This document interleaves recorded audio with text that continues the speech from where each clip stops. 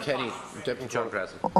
I'm very clear that everyone is conscious of the situation that farmers are in, and I think the Taoiseach is conscious of it, everyone is conscious of it, but unfortunately nothing has been done for them, Taoiseach, and that's the problem we've got. In the middle of May, there's due to be 15% of the lost payments to be paid to farmers from that date onwards.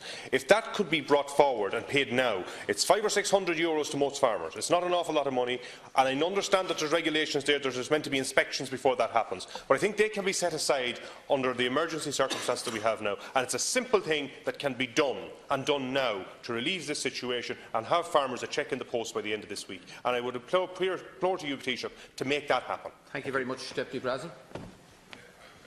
Being repetitive, Count Corl, I would ask if the Taoiseach or if the Minister has any plans to deal with the psychological issues that this is having on farmers right across the country. Their physical and mental health has been affected by the crisis, and I would ask that any plans and help that he has towards resolving the issue would include help in this regard. Thank you. Deputy Dáil, Minister Dáil.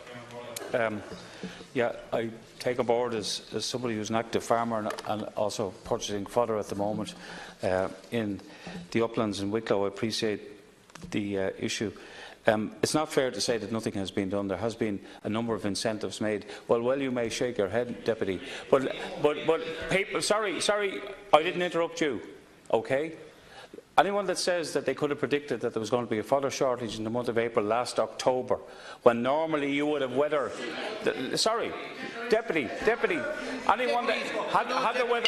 Like, Deputies, please, Count Corla, we have 2 hours of this evening. Can we let the Minister answer? If people want, I know what's going on the ground as much as any of the people that have spoken. Probably more than most of you. And if anybody says that they could have predicted what the weather was going to be like in April and that you're going to have a late spring last October, well then they're in the wrong business. We have introduced measures on fodder import subsidy, fodder transport subsidy, and there is always the recourse. Deputy said there are animals dying. There always has been a welfare scheme in place, a welfare helpline that people who have a dire need for fodder will get it, regardless.